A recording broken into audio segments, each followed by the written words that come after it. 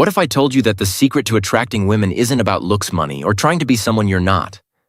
Most men spend their time chasing approval, hoping the more they try, the more they'll get noticed. But here's the shocking truth. Women crave not a man who fits into the mold, but a man who stands out. This isn't about pretending to be someone else. It's about uncovering the version of you that is already irresistible. The very traits that make you a man worth following and loving. True attraction comes from within, from embracing your power. Right now, you have a choice. You can keep chasing validation or step into your power and become someone she can't ignore. If you're ready to stop guessing and start attracting, hit the like button, subscribe, turn on notifications, and comment below. I am unstoppable. Let's dive deeper. Number 1, the man. She can't unsettle. There's a kind of silence that speaks louder than any word. A presence that doesn't beg to be noticed, but somehow always is. That's the man who doesn't chase approval, and in a world constantly begging to be seen, he becomes unforgettable. Picture this. She delays her reply. She cancels plans, she tests boundaries consciously or not. And while most men react with anxiety, explanations, or attempts to win back her attention, he does nothing. Not out of pride, but because his value wasn't built on her response in the first place. This man doesn't lose himself to gain her. His day continues with the same calm, the same intent. He reads, he builds, he moves. He doesn't orbit around her mood. That stillness, that grounded nature, she notices it haunts her in the quiet hours. Because it's so rare most men adjust themselves to fit her world. But he remains unshaken. That's power from a stoic lens. This isn't just confidence, it's freedom. The kind Epictetus speaks of. No man is free who is not master of himself when you don't need validation. You stop being manipulated. No one's delay, withdrawal, or silence can shake you. You've built your center elsewhere. Society feeds us a lie to be attractive. You must always do something. Text the right thing, show the right status, be constantly responsive. But real magnetism comes from being not performing when you stop seeking. You start drawing in, and women, especially those used to being chased. Feel this difference instantly. Think about the irony. She might expect a reaction, a question, a check-in, a little ego crack. But when it never comes, something shifts. She wonders why. She rereads the last message. She replays the silence, and now you live in her mind. Not because you tried to, but because you didn't. The solution: stop outsourcing your emotional weather. Build a world she can enter but not dominate. If she walks away, the world doesn't collapse, it stays intact. She's not the sun, you are. And if she wants warmth, she'll find her way back. The man who doesn't bend to please, who can walk alone without shrinking, isn't cold. He's centered, and in a world addicted to noise, that calm becomes irresistible.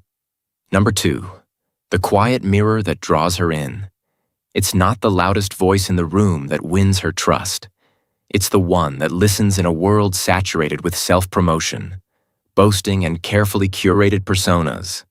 The rarest kind of presence is the man who sees her, not for her appearance, not for what she offers, but for who she is underneath the noise. She walks into the conversation, expecting what she always gets: stories about achievements, muscles flexed between words, clever lines crafted for effect.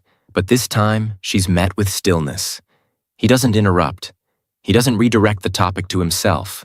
Instead, he leans in, not physically but emotionally, with genuine curiosity. When she says, "Work's been insane lately," most men jump in with how their day was harder, but he simply says, "Sounds draining, was it worth it?" 7 words, that's all, but it lands with more weight than 1,000 compliments. In that moment, she feels something unusual heard from a stoic perspective. This isn't just a conversational technique, it's humility in action. Marcus Aurelius wrote, "You have power over your mind, not outside events. Realize this, and you will find strength." The humble listener doesn't need to insert himself constantly.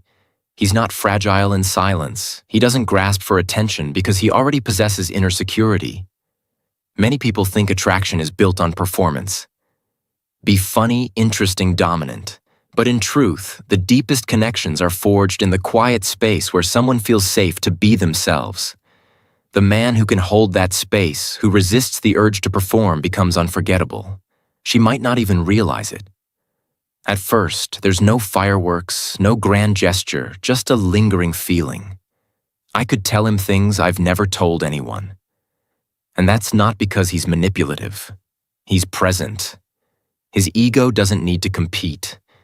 His words are few, but his attention is whole. Let's challenge the common misconception that women want to be impressed. They might say that. And many men take it literally. So they chase flashy cars, tell exaggerated stories, or subtly drop status cues. But the truth, they long for you to be understood without judgment, pressure, or needing to perform themselves. Here's the insight. Stop talking to be remembered. Start listening to be felt. Your strength isn't in the number of words you use, but in the weight behind them. A quiet, grounded man who listens empathetically has more impact than 1,000 alpha male imitations. Practically speaking, how do you become that mirror first? Observe more than you speak. Reflect her feelings instead of giving unsolicited advice. And when you do speak, keep it simple and sincere. You don't need to say something profound, just something real. She may not thank you out loud. She may not even realize why she feels drawn to you. But days later, when she's alone, she'll remember how calm she felt around you. That's the kind of attraction that isn't loud, but lasts, because when you stop trying to prove who you are, you give her space to become who she is. And that in a world of performance is magnetic. Number 3. The storm behind his silence. There is something magnetic about a man who speaks little, but every word seems carved from stone. When he doesn't announce his strength. He doesn't perform masculinity. He simply is in a time where most men over-explain, over-prove, and overcompensate. His calm is a rebellion, and it draws her in like gravity. He enters a room and the energy shifts, not because he demands it, but because he carries an inner weight. There's no frantic movement, no constant checking of his phone. His posture is quiet power. His eyes hold presence. And when she tries to test his composure, a sharp question, a subtle provocation. He doesn't flinch. He meets it with stillness, not resistance. That's what unsettles her and fascinates her. She starts to lean in, not because he dazzled her with lines or looks, but because his silence holds stories. There's something untold about him, something unsaid. He makes space, and in that space she reveals herself. That's the paradox. The more grounded he is in stillness, the more she is drawn into movement. Stoicism teaches that true strength is not loud, it's unshakable. Seneca once said, "No man is more unhappy than he who never faces adversity, for he is not permitted to prove himself." This man doesn't fear discomfort or uncertainty. He lives with it like an old friend. His calm is not naivety, it's earned, and she can sense it even if she can't name it. Let's dismantle a modern illusion that power must be performed, that to be desirable a man must constantly show dominance, command attention, or speak with force. But the deepest masculine presence isn't theatrical. It's rooted the man who doesn't explain himself endlessly, who can sit in silence without scrambling to fill. It radiates a rare kind of confidence. Imagine this. She asks, "Why don't you ever talk much about yourself?" And he just smiles, shrugs gently, and says, "I prefer to show, not tell." That's it. No monologue, no justification, just the kind of line that plants a seed in her mind. One that grows every time she thinks about him. She starts to notice every word he says is intentional. Every look holds meaning, and slowly the mystery becomes irresistible. This isn't about playing games or being emotionally unavailable. It's about being grounded. A man like this has faced storms not just outside but within, and he's come through them not louder but quieter, not harder but deeper. His calm isn't empty. It's full of stories, scars, lessons. Here's the takeaway. You don't need to be the loudest, to be the strongest. You just need to be anchored when rooted in substance. Your silence becomes a presence she can feel even when you're gone. So next time you think you need to say more, prove more, explain more. Pause, let your stillness speak. Let your gaze carry weight and watch how she listens. Not just with her ears, but with her entire being, because the storm she's drawn to isn't outside. It's the one you carry inside, mastered in silence. Number 4. The strength to walk away without a sound. A moment defines a man, not when he gets what he wants, but when he walks away from what doesn't serve him. He does it quietly. No bitterness, no drama. Just a calm departure leaves her stunned in the silence. He leaves behind. She tests the limits, cancels at the last minute. Pulse hours, late with one-sing answers. Maybe she expects him to push harder to plead for her attention.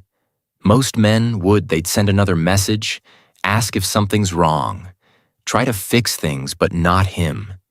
He sees what's happening and he lets it go. Not because he doesn't care, but because he respects himself more.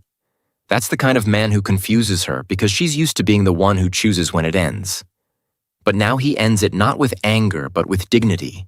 He doesn't explain. He doesn't accuse. He simply exits, and in that absence, she begins to feel his value more than she ever did in his presence from the Stoic point of view. This is the highest form of self-respect, Marcus Aurelius said.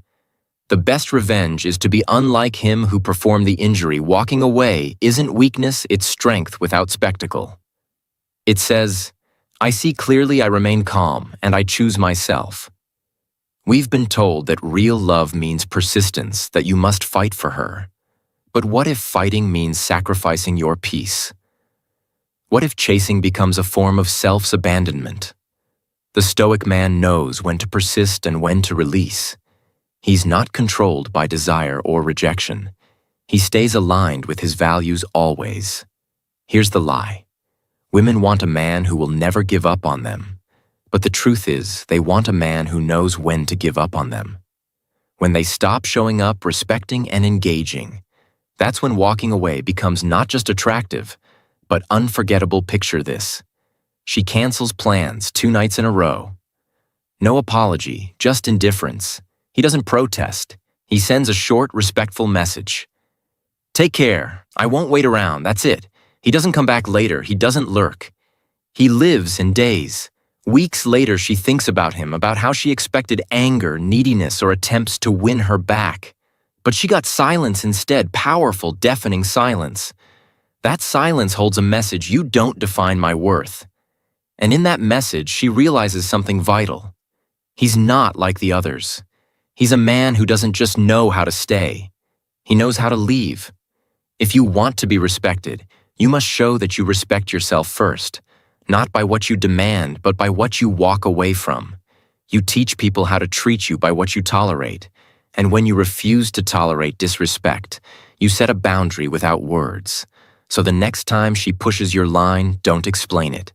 Enforce it quietly, cleanly, without hate, because real power isn't in how loud you can be. It's in how easily you can leave with your dignity intact. Number 5, the quiet power of making her feel seen. He doesn't speak in poems. He doesn't shower her with exaggerated compliments.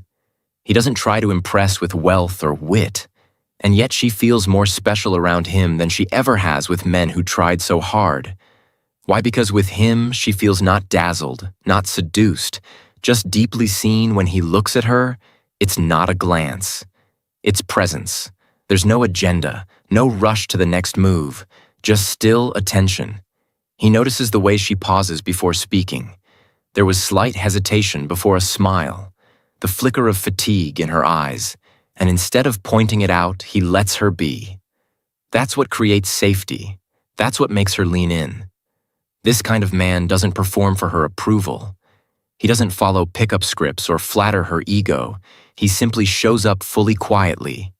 And she feels something rare in that quietness, cherished without being controlled, The Stoic perspective calls this living by nature, being fully where you are without distraction, without pretense. As Epictetus said, "Seek not the good in external things, seek it in yourselves." His value comes from within, not from the reactions he gets, so he can give attention freely without expectation. Most men try to make her feel special through noise, grand gestures, expensive dates, clever words, but they miss the truth. Women don't remember what you gave them. They remember how they felt around you and presence. Real presence lingers in memory long after you're gone. Let's address a modern misunderstanding that romance is built on action, on saying more, doing more, proving more.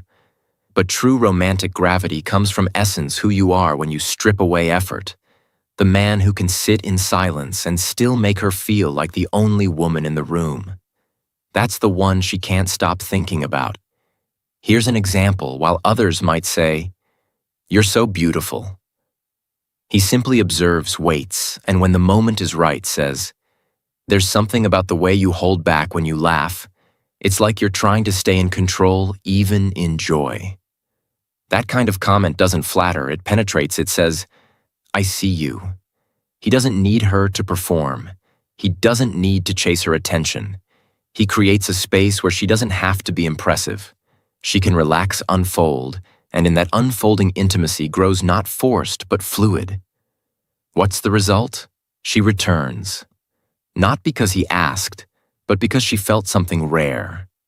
A kind of emotional gravity, and now other men feel shallow in comparison, loud, overbearing, exhausting. The Stoic knows less is more. He doesn't chase but attracts, not through flash but through energy, not through control but through calm, and in a world where attention is currency, his quiet focus becomes a gift. She didn't know she was starving for, so don't aim to impress her, aim to see her not through compliments, but through awareness, not through noise, but through presence. Because the man who makes her feel like the only one without saying a word is the one she never forgets. Number 6, the depth that only pain can forge. There's a kind of man who carries silence, not as a shield, but as a story. He doesn't hide his past, but he doesn't display it either. There's no bitterness, no victimhood, only quiet strength, and she senses it immediately in his gaze, in his restraint, in the way he never needs to be the center of the room, yet somehow always is. This man has been broken, but didn't stay broken. He's been betrayed, humiliated, abandoned.